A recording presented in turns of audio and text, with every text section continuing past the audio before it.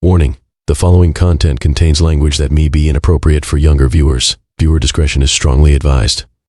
Warning. Welcome to the Let's Get Heavy podcast, where we explore the realms of heavy music and have conversations with some of the most talented bands within the genre.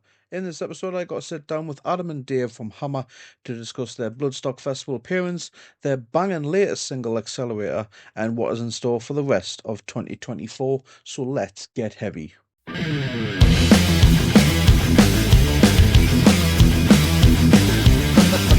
Great, Adam, Dave, I'm Steve from Get Heavy UK. Thank you very much for giving up your free Sunday evening to chat with us tonight. I really do appreciate it.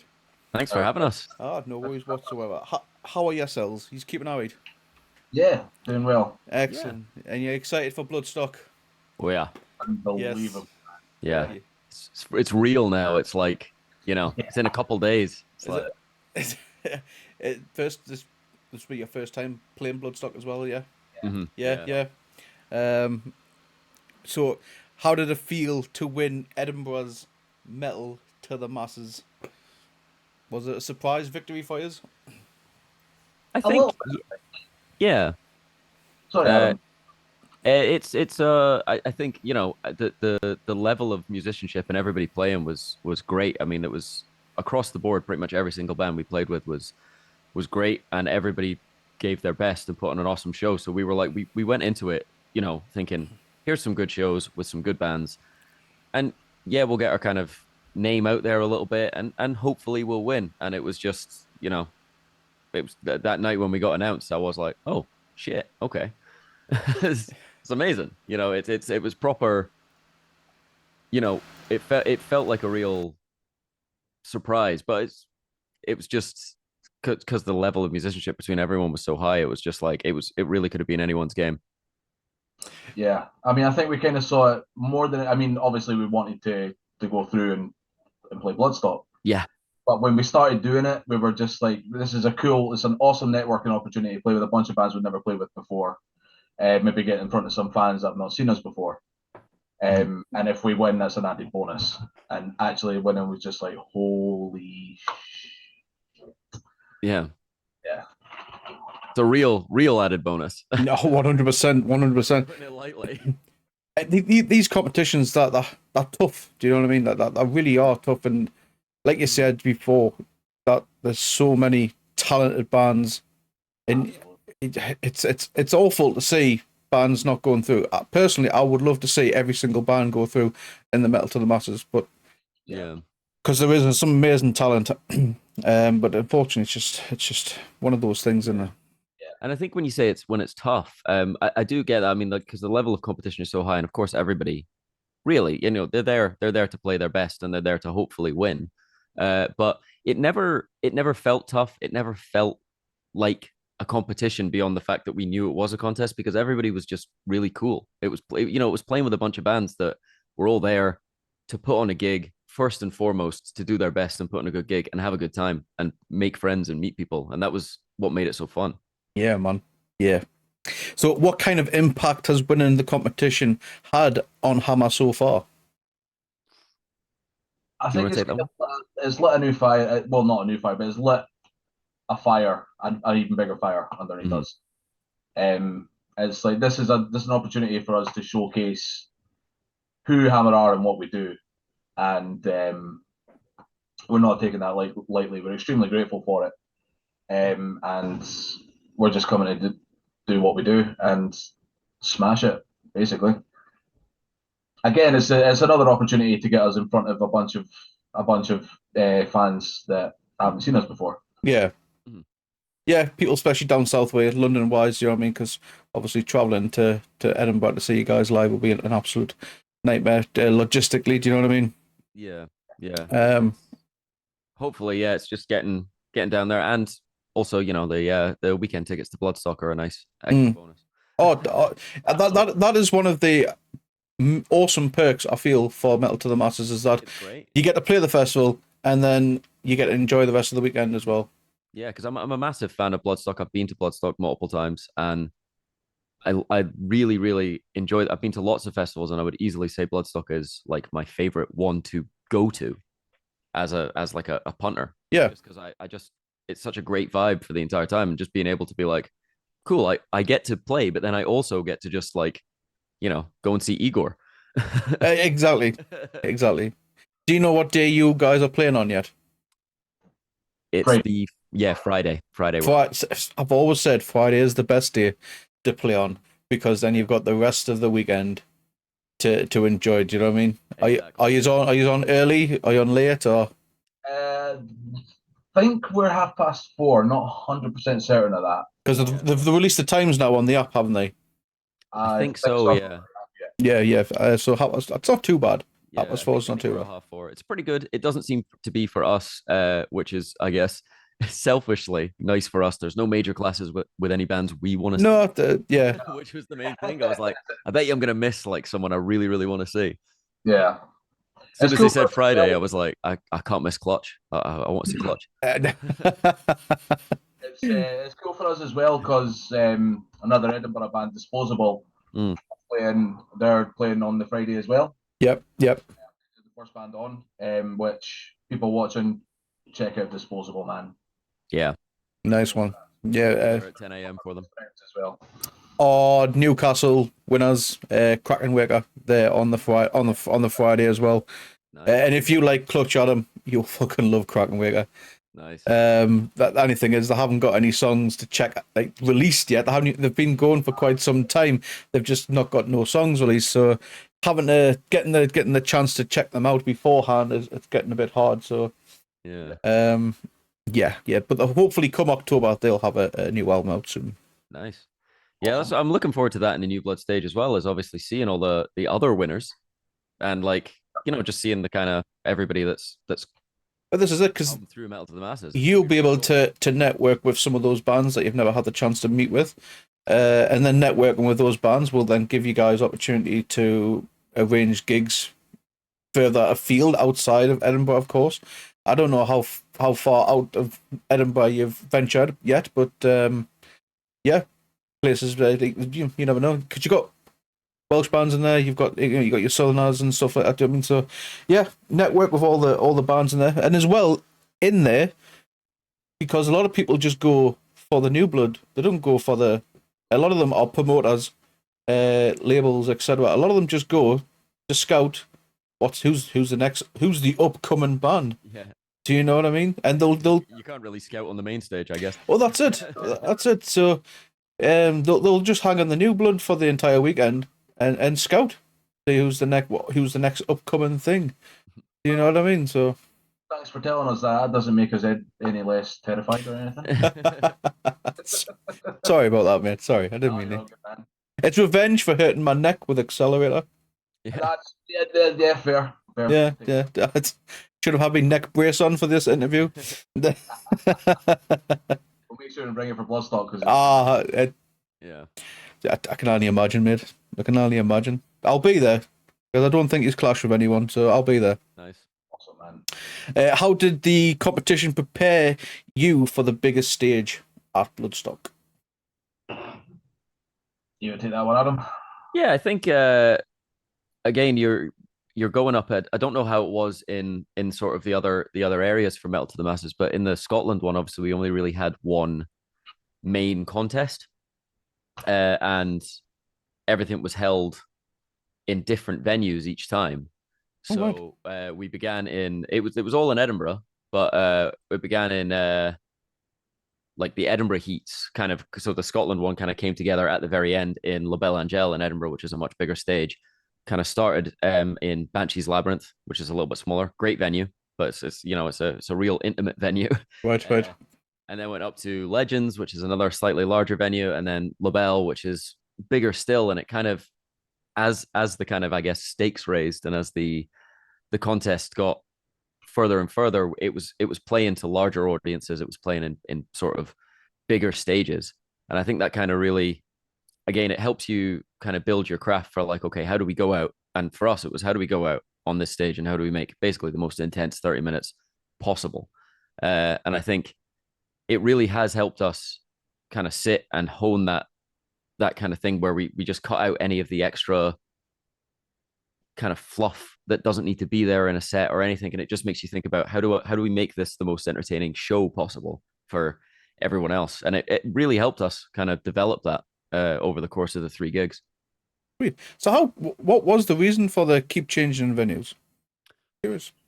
I honestly, I'm not 100% sure. I think it was just kind of, it's all in the Cowgate, which is like an area in town. It's you know, I mean, the venues are within maybe 3 minutes of each other.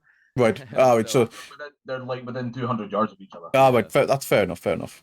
So I think it was just kind of a bit I think it's kind of what you're getting at is kind of to give you the progression of the sizes of the stages you're going to be playing, you know? So you're starting off in Banshee, which is a small route. I think it's like a 50 or 75 capacity venue. And it was Legends, it's maybe 200. And Labelle, which is like full on proper big venue. Yeah. I suppose it's helping multiple venues, do you know what I mean? As a just one standalone, do you know what I mean?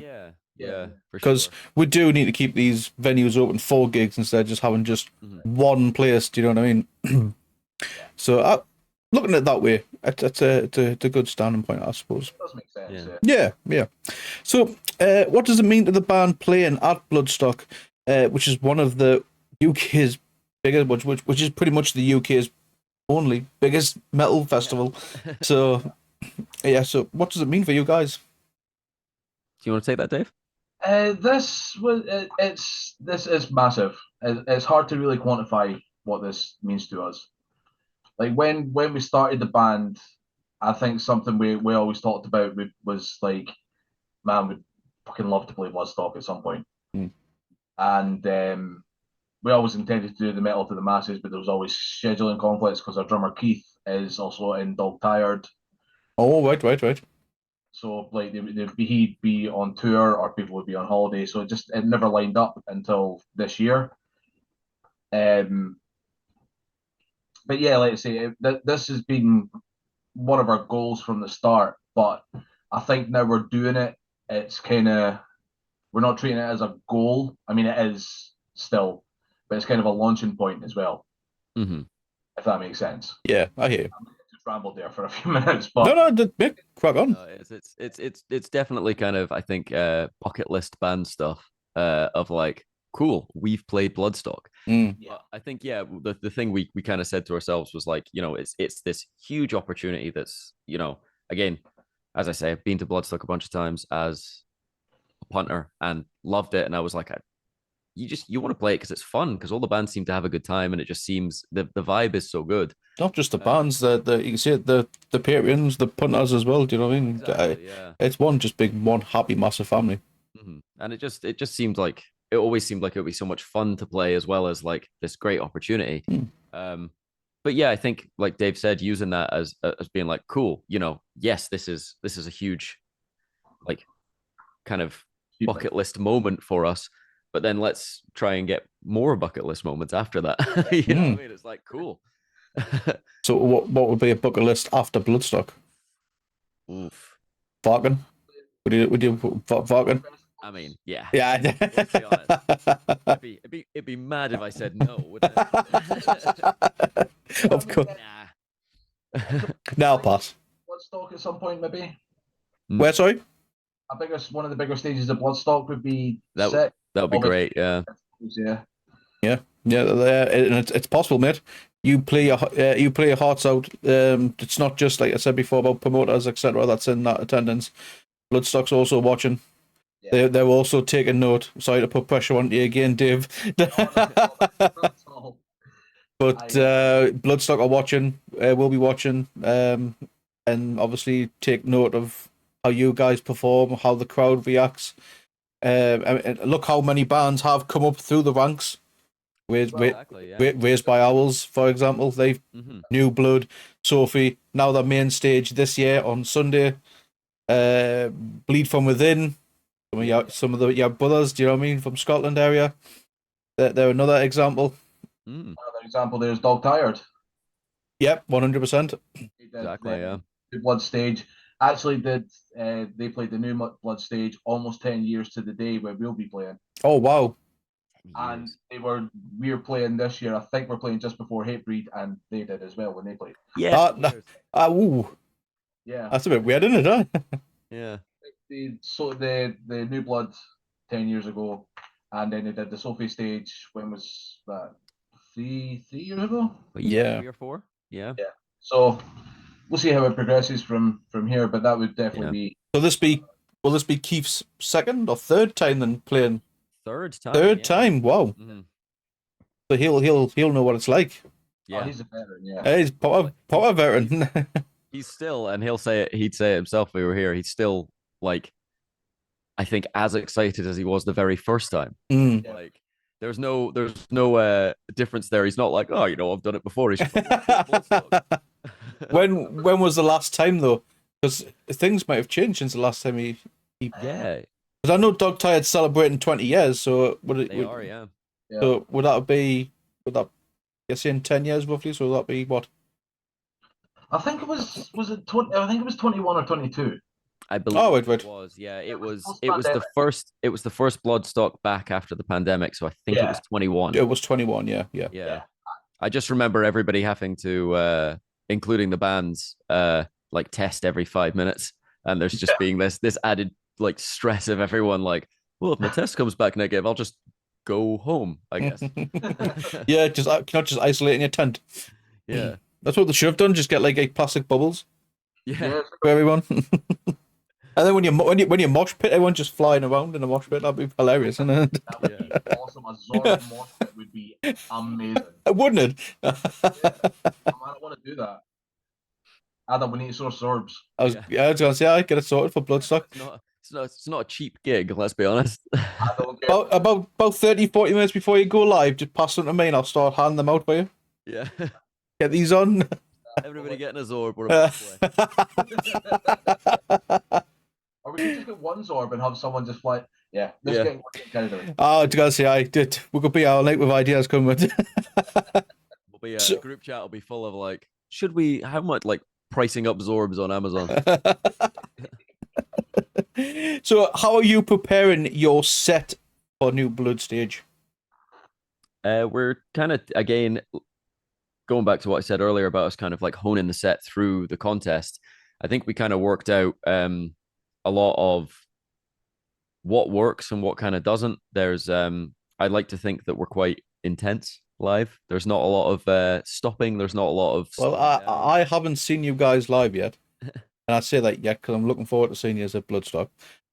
So from what I've only heard from featuring you on our Twitch channel, and then when you give us the early listen to Accelerator, I can agree with that statement. Yeah.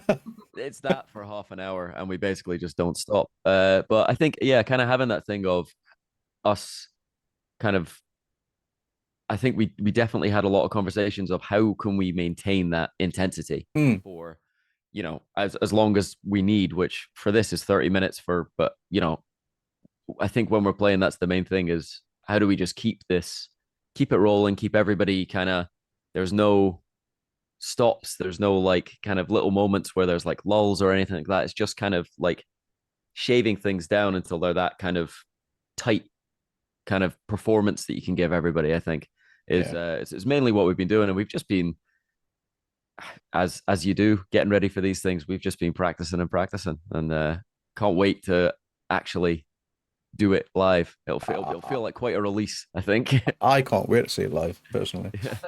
I think it's fairly safe to say that this is probably going to be the most intense set we've done in terms of just as we've concentrated a lot, as strange as this is going to sound, we've concentrated a lot on what we're doing between the songs. So there's not just a break, there's no silence where we're tuning or whatever.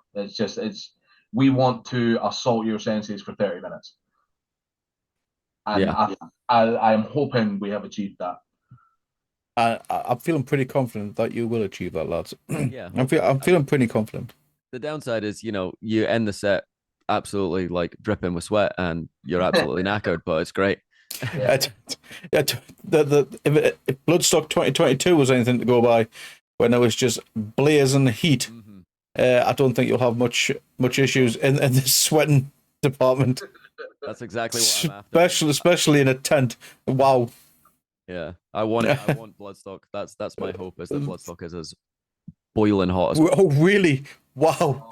I love it. I hope it's cold. Yeah, mate. It rains. Yeah, this is a common I'm disagreement. I think the rest of the band are all like, I'd like it to be a little bit cold, and I'm like, no, I want to feel a little bit sick. It's so hot. No, I'm with Dave on I'm with Dave on this one. My frame is not built for heat. That's it. I mean, I'm a chunky dude, and fucking no chance. Yeah. You wake up in your tent and feel like you've just been microwaved. Pretty much, yeah. Yeah, it's not. At the point where I'm like, I need to get a fan to put on my pedal board because it's so fucking hot. Not for the Steve Vai kind of vibes now. Well, that's just a nice bonus. Yeah.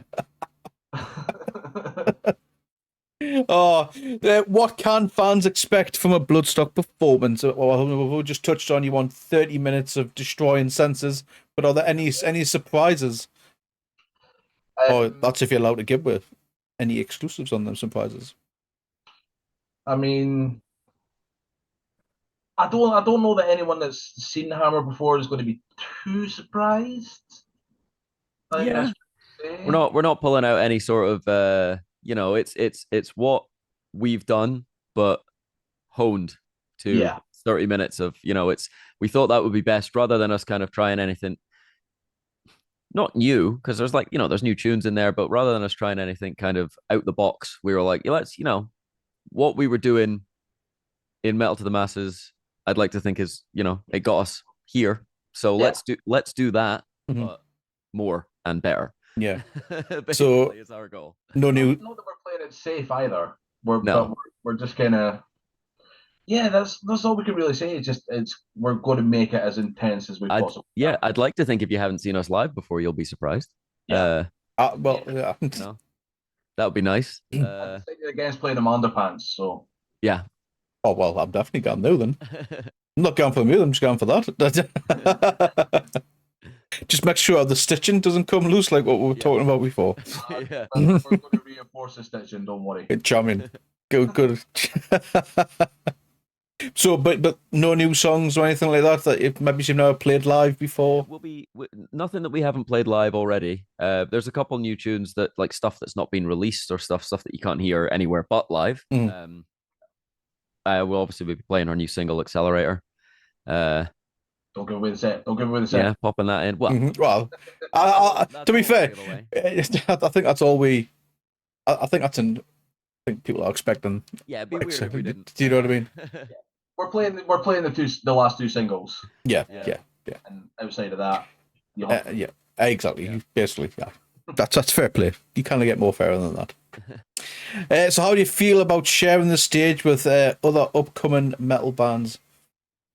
Yeah, as I said, I think it's great. It's such a great experience. It's this thing that you don't really see.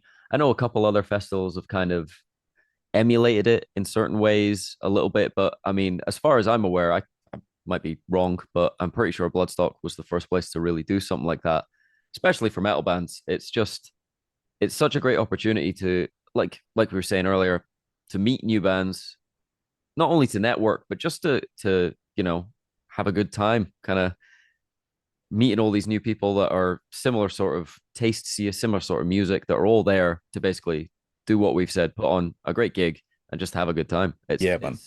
It's just I think like the New Blood tent will be just such like a killer vibe for the entire weekend. Yes. I think it's just. You mentioned Disposable. Yeah. Other than Disposable, anyone else that you're looking forward to seeing on the New Blood? Also, Edinburgh natives, Gallowgate Murders are playing on the Sunday. Are they on New Blood or are they on EMP? I think they're on EMP. I could be wrong. I'm not 100% sure. But they'll be good to see. But in terms of other bands on the New Blood, to be honest, I've kind of kept up obviously with Metal to the Masses, kind of following it on socials and stuff and seeing things, but I'm kind of looking forward to really surprising myself. I don't know a lot of the other bands. There's no one that I'm kind of, that Hammer have played with, that we're aware of, that we're like friendly with, that we know is playing. So I think it's just a great opportunity to go and surprise yourself and just be like, cool, let's get down there. Let's just hang about and see a bunch of bands that I could be like, holy shit, these guys are amazing. Yeah. And then it's even better that they're, local-ish. Yeah. So it's always good when I always prefer a little bit. Like, it's always great finding a new band regardless, but when you're like, oh shit, they're from the UK. Nice. I might be able to go and see a gig. Yeah, I think Metal to the Masses kind of spans to Poland outside. 'Cause I think, yeah. But I think everywhere else, they're all based in here in the UK. Which is pretty cool. Definitely branching out to other countries is even better now. Do you know what I mean? Yeah, it's ace. I mean, the more the merrier. 100%. And as well for the metal, like I've made like a suggestion to the managers about when you're at Metal to the Masses, when you're doing the new like, through the course of the weekend, you run another Battle of the Bands competition at the festival, and where you can put a system in the app maybe, and fans can vote on who they feel are the best performance, and the winner of each day comes back the following year but opens main stage. Yeah, that would be cool. That's a fantastic idea, actually. Yeah. Yeah. You know what I mean? And because it gives them new bands an experience of what it's like to play on that big stage. Mm-hmm. Do you know what I mean? That's a good idea. Yeah. Cool. Like I say, you just run another Battle of the Bands at the festival, and your Friday winners opens Friday next year. You know what I mean? Saturday, and then so on. Do you know what I mean? Yeah. They would. I think it's it just gives them bands experience. Mm. Do you know what I mean? It's like that thing, like we were saying, with the Metal to the Masses, that the extra amazing added bonus of winning. But then it's like that would be the same thing as well. It's like, well, you're playing Bloodstock, but also maybe you'll be coming back next year, and it's like, cool. Well, that's just like an extra little thing that would be amazing. 100%.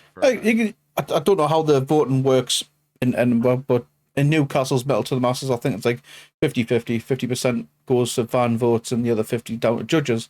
Yeah. So again, similar. You have your judges standing at the side because they'll be watching anyway. Yeah. Do you know what I mean? And then everyone they can do a token at the end of it, but you can if you put your token in, good, and you just count them all up at the end, or you can just do it through the app. But you have to set it up where you can only do it once, so that way there's no like. Do you know what I mean? Yeah, it's a good shout. Yeah, but I just thought it'd be cool little idea for the future. Yeah. So, guys, I want to talk a little bit more now about your latest single, Accelerator, because it is an absolute fucking tune. Thank you. What is the inspiration behind this absolute fucking beast of a track? Yeah, priest. Could you tell by the drum intro? Mate, I could tell by the entire song. This is why I'd said in my review that this needs to have some sort of disclaimer. Because I don't know if you've all read the review that I've done but yeah, it needs some sort of disclaimer at the beginning of your video. Because I was, what the fuck is this? And I'm already big head banging away like a lunatic in my room by myself, and my neck's beginning to hook. Right, I need pop. These lads need told. This needs some sort of disclaimer. It's musically it's our love letter to Painkiller. Yeah. Oh, right, I see. Yeah, it's funny because Accelerator is kind of a little bit different because we have a couple tunes that have like solos and stuff, and there is like a lot of melody in the stuff that we write, but we were like, fuck it, we're doing a priest song. We're doing a song where we're like, the vibe is like very, very priesty. We were like, we're doing a dual solo, and then we're gonna do like a harmonized solo in it. Why not? It's very, I think, a little bit unlike us, but it's great because it's like the only tune that has that in it, and it just kind of, I think, elevates it a little. And people are reacting amazingly to it. The reception's been awesome. Oh yeah, when it officially released, I sent it to virtually everyone that I could think of.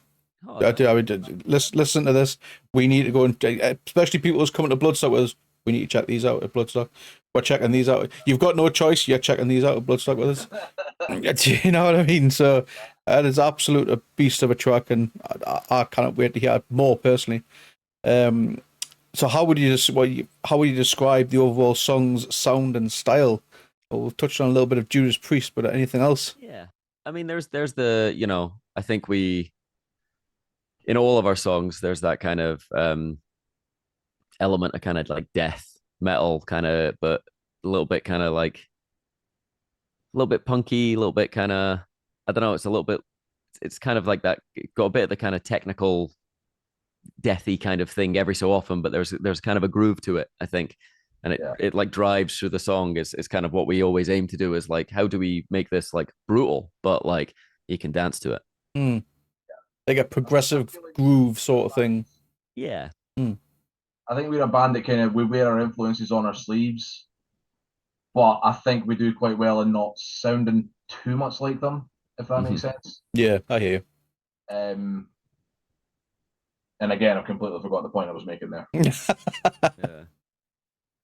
So that's quite well. We'll move swiftly on then. What was the songwriting and recording process like for Accelerator? Yeah, it was, I mean, we all kind of write stuff in different ways. Each tune kind of comes up a little bit differently, I think. We had Accelerator. I'll typically we'll write a song, and then usually what we'll do is I'll go away and be like, I'll try a few lyrics, and then I come to the band like 2 days later, and I'm like, I've written like 6 pages. And yeah, we kind of just jam it and go over stuff. And I think just try and find, in terms of writing, we just try and find the best way to kind of keep that groove going and stuff. We initially started with that kind of opening riff, right? And then Keith kind of came in and was like, right, I'll do like a full on, that's super priesty, I'll do like a full on priest intro, and then we'll just like blast it through. There's a big the kind of stopping like rhythm in the verse was very, it was I'm a big fan of an artist called Irving Force, right? And I was like, it's very sort of synth metal kind of stuff, and I was like, that's my little Irving Force bit in there. And then we were like, right, okay, well, now let's make it, we've done those 2 bits, let's bring it back to like hammer in the sort of chorus and kind of keep it a bit kind of hammery. So I think just trying to find that nice balance of influences, and then also kind of putting your stamp on that thing where you go, I know I'm doing this because all I've been listening to is this artist, and I just kind of want to, it just influences the way you write. But then you go like, okay, well, don't just do that, do it like us, basically. I think is what we usually try to do.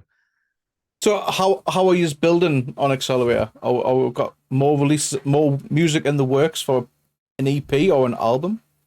Absolutely. Yes. Oh. Yeah. It's coming. That's going to take, but we have pretty much decided. We're trying to play our cards a little bit close to our chest because we've got some really cool things planned. Right. But they expect new music and expect it to be just as intense and smash you in the face as Accelerator and From Beyond. Yeah. Nice. We're definitely not gonna, the kind of momentum of releasing stuff and kind of getting, and not just in the way of, we should release it for like socials or like whatever. Yeah. While that's great, it's like, I want to make more music. It's fun. I want to record it because I want people to like be like, oh, cool, this is sick. Yeah. And I want to be able to sit and listen to it.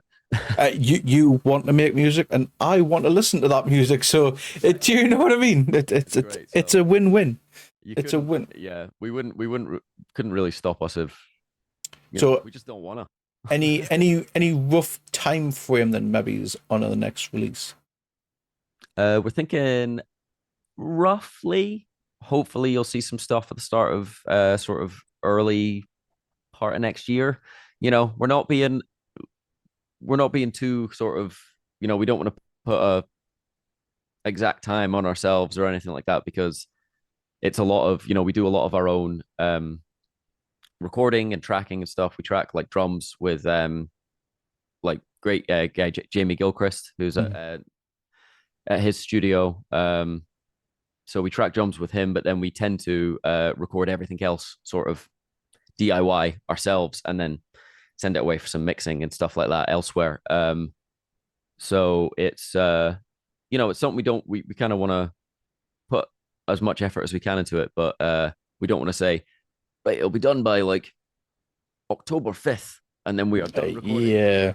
You know, if you want it to be as good as it can be, why? And you've got the time, and you're not booking out studio space. Why not just take as much kind of time as it takes to really put that effort in? But I do think our plan is early sort of next year. So, like, being like that style of do-it-yourself type of band, what's been your biggest challenges when it comes to writing and recording, etc.? Honestly, I think it's been like finding the most efficient way to kind of record the drums. Because like, for example, our first album was it was kind of recorded by accident. Because we were at our rehearsal room one day. Well, wasn't just one day. We've been in contact with a friend of ours who's an engineer producer, and he's like, "I've got this awesome new set of drum mics. I want to try them out. Can I come to the practice room?" We're like, "Yeah, cool."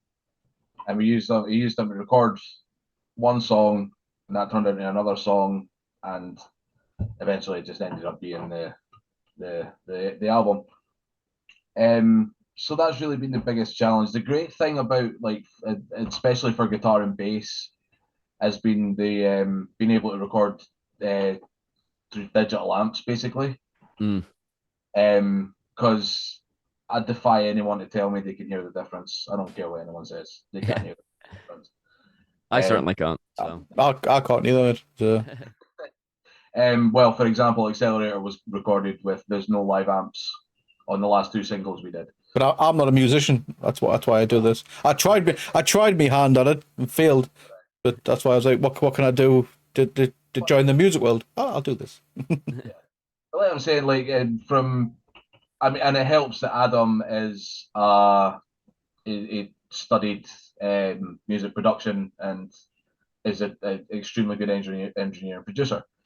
So it makes everything so much easier. I'll let you say, apart from the drums, that's been our biggest challenge. See, that's where I went and studied it for ages, and now I'm in a band, so I just have to do it for free. So when you're doing the production and the engineering, Adam, are you a hard boss man? Do you crack that whip if they didn't sort themselves out, get that right? I'd like to think I'm not. I'd like to think I'm pretty easy to work with. Adam is still pissed off that I recorded the guitars for the singles by myself here, and not with him breathing down my neck. I'm equally as hard on myself. Yeah. More hard on yourself than anybody else. Yeah. To be honest. But that's the thing, though. Everyone's their own worst critic at the end of the day, aren't they? You know what I mean? I think like you were saying, the challenges that can be tough. I think when you're kind of not having that external input, because I think having a producer or an outside producer, and we do send off like these past two. Our first album I like mixed and mastered, but we decided to send off this other stuff. And we got it mixed by Chris Carnavas, who's in Kakihara. Great producer. Like the stuff he's done sounds amazing. But we kind of thought it's good to have that external person, because you just get so in the weeds with your own.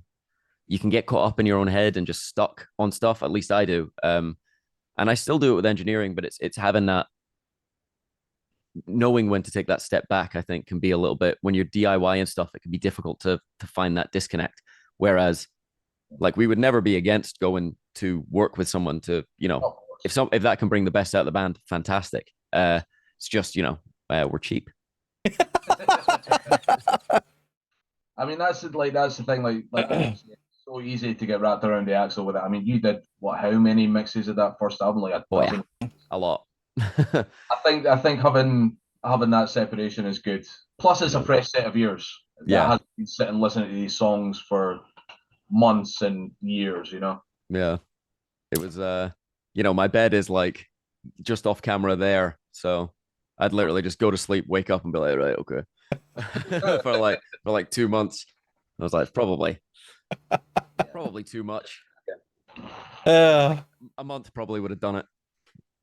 You said very momently ago that you're saying that you're cheap, Adam, but I would personally say that it's the best way to do it yourself these days. Do you know what I mean? Yeah. And it's not the sake of being cheap. It's just if you can do everything yourself, save your why outsource it to somebody else when you can do it just as good a job? Do you know what I mean? Exactly. Yeah. I mean, I'm very a very sort of big proponent of that, of like bootstrap what you can. Like really, like it. And again, it means it saves you that money or that time or whatever. If you can do it and you can make it work, then that money that you would have spent on it or that time that you would have spent on it can be spent on something that you can't make work. You know, it's like, you know, no one in the band is an artist. Like, you know, we're not really, you know, nobody's going to be like drawing designs for albums and stuff. So that means we can then go and commission someone to do art for us, or, you know, and it just frees up that little bit, because it's, you know, you're in a metal band, you're not raking it in. I do say this to a not for the money. Well, this is it. It is for the love of metal. At the end of the day, there's not much money in this, and we all just love metal. Exactly, once you're in it, you're in it for life. You kind of back out. You might have a moment of when you dip out for a couple of months or something, but you get drawn back into it. You know what I mean? There's always something. I played in a metal band and I studied sound design, so I gave up on having a profitable career a long time ago. It's not happening, is it? I saw a headline the other day. Was it Jack Gibson from Exodus saying, "I'm basically a t-shirt salesman these days." Mm-hmm. I haven't seen that. You're also getting to tour the world and play in fucking Exodus. Yeah. Where's that a problem? Yeah. Slightly different than working in like River Island. Exactly. Did you ever listen to Spotify, Steve's spot, like this is like Exodus sort of thing on Spotify, where basically like you'll talk a little bit and then play a song. Did you ever listen to that? If you don't, give it a chance. There's just a segment. It gives me goosebumps when he just goes, I just fucking love metal, man. I just can't get enough of it. And it even goes and talks about the days like back in the 90s when he like left Exodus to become a cab driver. Yeah. And someone's playing Exodus in like a jukebox, like a little boom box in the back, and he was like, he looks behind him, and is like, "Are you fucking kidding me right now, playing that?" And he's the guy in the back didn't realize that Steve from Exodus was his cab driver, and then he was like, "What's the matter? Do you not like fucking Exodus or something?" And he was like, "Oh, wait, fair enough." Didn't realize that he's being driven around by Steve. I was like, I was fucking in Exodus. So back on to the new releases. Are you exploring any themes or anything like particular messages that you're going on for this? In terms of like lyrically, I guess I did. Again, I think just because I can be a total like, I'll just write a book. I tend to write a large amount of the lyrics. They're mostly kind of little stories, I guess. They're not, you know, we take a lot of sort of inspiration from kind of old kind of horror movies or like horror media kind of stuff like that. I love a good like horrible story about like some weird, you know, horrible thing. Like Accelerator is ostensibly about trains, but it is it's you know, it's that doesn't sound horrible. Yeah, it's this kind of look at the kind of unchecked growth of the American railway in like when they were like expanding the American railway through the Americas, and how they basically just killed lots and lots of people and treated people very, very badly throughout it for profit. So kind of stuff like that, where I'll kind of try and take a subject that is something that I find kind of interesting. It could be something that I'm reading. It could be something that, you know, a YouTube video I watched.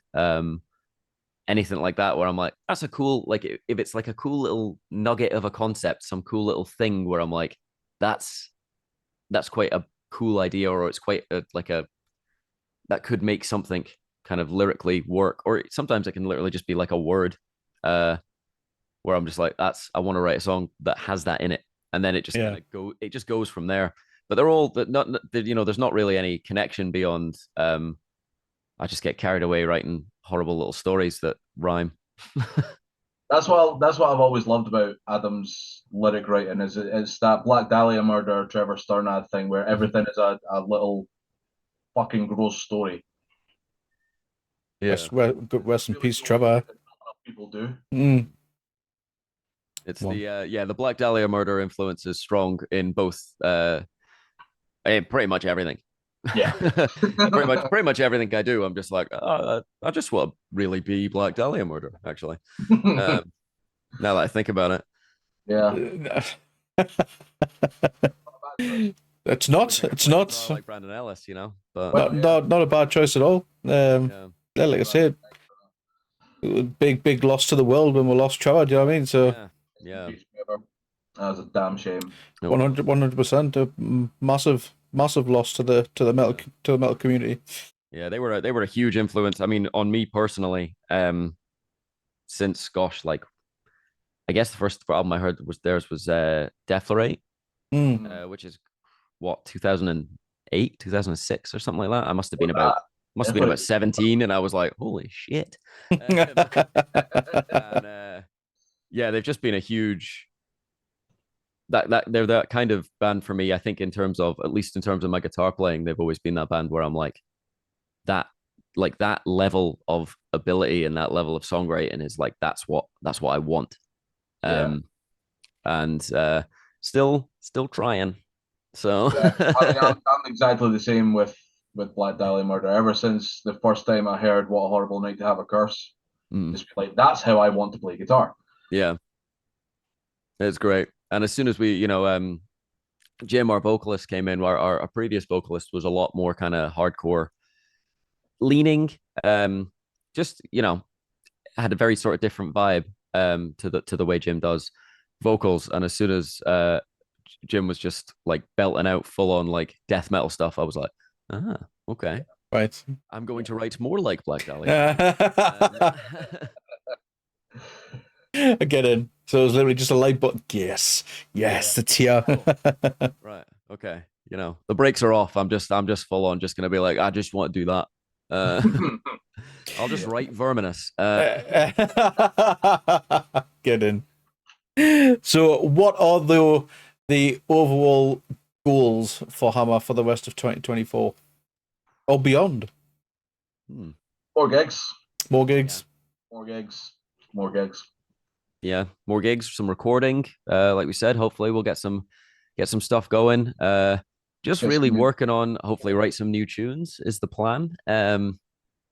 Again, it's more gigs and music. That's what we should probably say. Yeah, it's all systems go. I think really we're just trying to do as much as we can, and do it as well as we can. I think because we've got this kind of momentum that is just it's too good to sort of you don't want to pass it up. We wouldn't if we're definitely not going to pass it up because we like doing it. But it's just that thing of it's a great time to just start making more and doing more and just doing basically everything we can, really. I think we've got as a band we've got great chemistry, and I think we just need to capitalize on that, make as much bits of music as we can, and just have a laugh. Yeah, have a good time doing it, really. Yeah, absolutely. That's the main part. It is because if you're not having fun, what's the point? Exactly. If you're not having fun, what's the point? Yeah. So, a couple of side questions for you guys. Now, normally here I would do a Geordie challenge, but since Geordies and Scottish kind of have a similar sort of accent, I think you would kind of knock that out the. I think you would knock that out of the park, really. So, if you could have any animal as a mascot, what would it be? Ooh. Like a band mascot. Yeah. Like a weird little rat. I mean, probably too much on the nose, but Loch Ness Monster or something. Yeah. I think if you really encapsulated our band, it would just be like a little feral rat. I think that's the good vibe of the band. You know, just like a small animal I mean, will bite you. I'm thinking more along the lines of the is it the cassowary, the murder bird? Oh yeah, yeah. That's right? Yeah, yeah. That's a similar sort of vibe. It's just Yeah, slightly more intimidating. yeah, it's basically a dinosaur, and Yeah, that's what we want. That's what yeah. I want. Any pre-show rituals? Play my Nothing, guitar for the first time that day. No. Not like nothing cool. Just like not like draw a pentagram on the ground and summon the devil sort of thing, or summon Satan. not after last time. No, don't. Mostly I'll just Yeah, stretch, warm up, yeah, try and warm up our backing vocals a little bit. yeah. It's not that exciting. It's mostly Nothing just bothers us. a Yeah, bunch of people standing, usually in a dressing room that can fit maximum 2 people. It's just 5 people standing in that dressing room, all like trying not to hit each other with their instruments. yeah. So when you're on the road, what is the one thing you can't live without? One item that must be with you, that you must take with you? Ooh, I mean, I'm trying to think of something that's not as boring to say as Dave's got a big smile on his face. He's something's cooking up. I'm just trying to. Is this like outside of the obvious shit like guitar and? Yeah. yeah. Well, that'd be. Probably like a Nintendo Switch to keep you entertained or something. I do like that. To be fair, and I always take. Especially if you're not designated driver. You know what I mean? I'm always a designated driver though, so I've not. Yeah. I do, to be fair, I do always take like a Switch or something to sit and play to like pass my time, and then I play it for maximum like 2 minutes. Yeah. And then I'm just like, oh, I feel a bit sick. So I don't know why. Every time I take it, I'm like, why did I bring this? Just forget to pick up the butt plug anyway. So. That was my girlfriend sitting off screen. That was her suggestion. I didn't blame. Nah. I'm not taking that. Don't blame the girlfriend of that. That's disgraceful. That Dave blaming somebody else. Well, we all know your secret's new, mate. The internet knows it now. when it's out there on the internet, I take it back. If you were to form a supergroup with another Scottish band, who would it be? Who would be in it? Ooh. Or if you could merge with another Scottish band and form like something massive like Slipknot. Yeah. See, the thing is, there's obviously like there's the Pennycook bands, Right. which is where we're from, Pennycook. All right. And the obvious answer with that is Iron Altar. yeah, but we're so like the Pennycook bands are like, it's like, Dog Tired, Iron Altar, Hammer, and it's like we're already we all hang out all the time, and just or at every sort of live event, and are all mates. So it's like, I feel like it's cheating saying like, oh yeah, well, I'd form a band with like all my really good friends who I hang out with all the time. Like, of course I would. But yeah, that is my answer. I mean, taking away the friends bands thing, I would say probably Bleed From Within. Ooh, yeah. It's a good show. A band I've only actually gotten into recently, but they are sick. Yeah. Enjoying their shit. That'd be cool. I would like to see. You merge kind of sounds. Do you know what I mean? The Hammer meets Bleed From Within. That'd be pretty sweet. Yeah. I think I'd like to see, like you said, like some Slipknot thing, but like go really hard with it and just basically get pretty much every Edinburgh Metal band, just all of us on stage. Yeah. See what happens. Practice. Carnage. Yeah. Carnage. Just show up and see what happens. What has been the most ridiculous fan request you've ever received? Someone actually asking for an autograph. Really? It's a little self-defeating. That's a shame, Dave. I was going to ask you to sign me off on Bloodstock. No, it's weird. Like, from my point of view, it's like, I'm just in a local band from Pennycook. Why does anyone want my fucking autograph? Oh, why not? We're supporting Brujeria as well. It's like, what's going on? You're a local celebrity, dude. Well, I did see someone in Tesco the other day wearing a hammer hat that I didn't know who they were. Nice. It's nice when that happens, when you're like, I don't know that person. It's like usually only my friends buy this stuff. But yeah, I can't think of anything that anybody said where it's like, I'm like, usually they're just like, oh, it was a really good set. And I'm like, well, that's a totally reasonable thing to say. We're not good at taking compliments. Yeah. That's fair enough. That's fair enough. If you could have any superpower, what would it be? And how would you use it for metal domination? Ooh.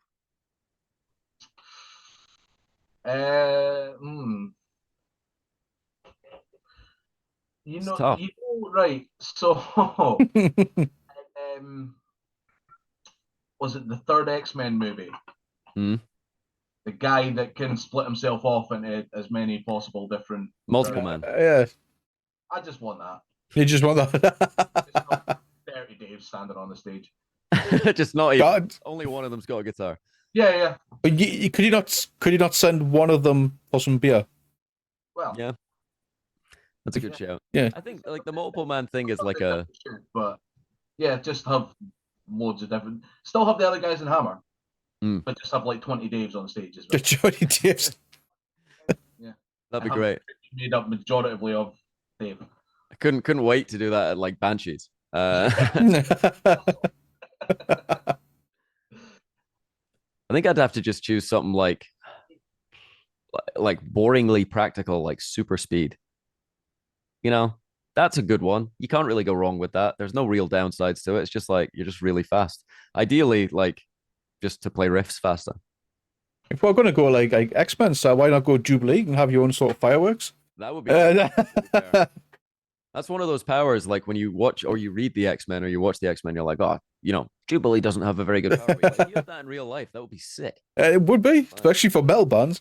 Like if I had Wolverine's power in real life, it would be absolutely useless in my day-to-day. Whereas Jubilee's, I'd be like, at least I could get a side gig as just like fireworks day. Yeah, exactly. That's pretty good. All I can think of now is there was the internet cartoon. It was the ASDF cartoons. And there's one that's like, the guy stole my purse. Tree powers activate, and the guy turns into a tree. Yeah. It's just something. I just want something like that. Just something that's dumb and useless but hilarious. so completely useless. Yeah, because why not? Two more for you guys. Two more. Perfect. So, if you could cover a cheesy pop song in the style of Hammer, what song would it be? Ooh, that's a good question. It's tough. There's too many to choose. Sledgehammer by Peter Gabriel. Yeah, that's a good one. Oh, a lot of people goes that. Listened to that car earlier today. Spoke with Krakenwaker not too long ago, and they said exactly the same. Oh, really? It's a banger, to be fair. Great tune, man. Like bit of Hall and Oates, like Man Eater would be a good one. Or This is Girl. Yeah. Some Wham. Still can't find anyone to cover S Club 7 Reach for the Stars for you. I would. Thing is, I wouldn't want to do a metal version of it because it wouldn't do it justice. I'd just have to perform Reach for the Stars. Yeah. Just normally. Just normally. Yeah. You're never going to make it better than the original. Yeah. Yeah. It Get Heavy Fest last year. We had a deathcore band. Because we if you've ever joined our Twitch stream, we end our Twitch stream with that song every stream. S Club 7 Reach for the Stars, we end every stream with that song. And it had to be done at Get Heavy Fest. So Cast and Tefra had 2 additional members join them and formed Slam Club 7. Nice. And did a deathcore version of Reach for the Stars. That's awesome. With only an hour's practice, might I point out. Yeah.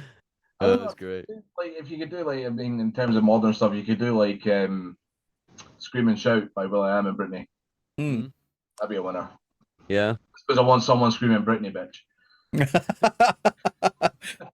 I'll do that for you. Yeah. Play the Bloodstock. I'll do it for you. Or I might just scream at you anyway in between your songs. You just scream it while we're playing. If you don't, I'll be very disappointed. I'll never scream. Just get Jim to start a Britney Shit. chant. I say that like I wouldn't be all for that. That would be. 100%. I don't think I'll have ever been done at Bloodstock, so it'll definitely be a Bloodstock moment. Exactly. Yeah. Last one. If you were to open for a non-metal band, who would it be and why? Ooh. I wouldn't want to just choose like, because I like them. For a non-metal band, there's a ton. I would love to open for like just purely for my own edification, like Justice. I think that would be. I'd heard. I thought you want to say Justin Bieber or something there for a second. You know, no. Like I would love to open for Justin Bieber. I mean, people would see us, but no, a band like Justice, like they're still a little bit heavy, but it's all sort of electronic stuff. I think that'd be a real weird mashup. If they're kind of metal adjacent, but Health would be another one that I would genuinely love to open for. But I feel like the crossover is a bit too much there. They are pretty metal, but yeah, something like that. Something that's like a intense sort of dirty EDM kind of music. That's my kind of vibe. In terms of like engagement and eyes on you, the obvious one would be like Taylor Swift. But if it was going to be something that was like cool for me, Lady Gaga. Yeah, I like Lady Gaga. I like her music. I was actually going to say Pink. Oh, yeah. I'm a big fan of Pink. That'd be sick. To be fair, yeah, that would be cool. That would be cool as fuck. I don't think we get that slot though. No, probably not. But... Never say never. That's what we're gonna. That's the goal after Bloodstock is to start campaigning to support Pink. Gonna be a long road. I will help that campaign. Yeah. Let's do it. Yeah. I will help that campaign. So, guys, congratulations on Thank you. you're about to play Bloodstock. And thank you so much for giving up your free evening. It's been an absolute No problem at all. great laugh. Which is what we love to do. Just keep it casual, have a chat, blah blah blah. You know what I mean? Yeah. It's great. So thank you once again. Thank you. Anything before we do call it? Anything you wish to plug before we head out? Just if you're a Bloodstock, come and catch us New Blood stage on Friday at 4:30. Yeah. We'll be playing. Yeah, there. We're also doing the straight after Bloodstock, the Saturday after Bloodstock. We're playing the only metal show, the only metal gig in the Fringe, which is Fleshtival, which is the 20 Years of Dog Tired. We'll be supporting them. That'll be if you're in the Scotland area. That'll be a big one. You can come straight from Bloodstock, just like us, and be absolutely hanging. A couple other things lined up, but I don't know if we can talk about them because I don't know if they've actually been announced officially. Yeah, they're kind of a bit in the works, but there will be stuff. You can check out all our socials. You can check us out on Instagram. We're Hammer the Band. You can check us out on TikTok. Facebook, which is Hammer Scotland. Yeah, we're on TikTok as well. Just if you're interested in the stuff, you like Accelerator and you want to hear more, it's coming. And if you haven't heard Accelerator, listen to Accelerator. And I was just about to say, if you have not listened to Accelerator, why not?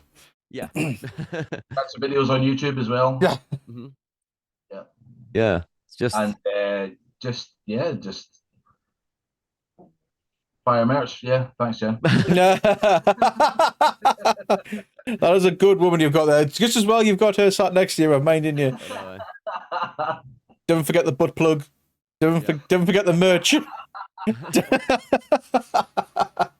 Those are the two. That's you got those two, you're good to go. Pretty much, yeah. I think hammer butt plugs we need to make it happen. Metal. Is your partner's name Jen? Did you say? Yeah. Make sure he's got a pack, Jen. Will you please, for God's sake? We'll never hear the end of it. I know. Multi-pack. I got doing this. Why can I image you just like leaving in the van, and then they just heard cheers. You forgot your butt plug, Dave. That's a hell of an image.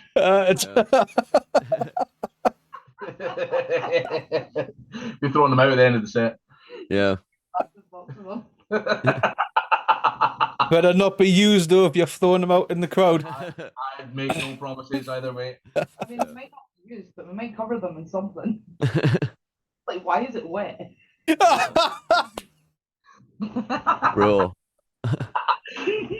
That's Jen, everyone. Nice to meet you, Jen. Yeah. Why didn't she join me for the interview? She should have been a sixth member of Hammer. Yeah. She didn't join because she says things like that. Oh, buzzing. Well, she'll be a Bloodstock. Yeah. Oh, nice one. I'll go on just to meet Jen. She's got better crack. It does. It's true. Thanks again for having us, man. Not a problem. But before we do, we end all our interviews like this. The rules of the pit are the rules for life. When someone falls, we pick them up. Yep. Right, guys. Thank you very much.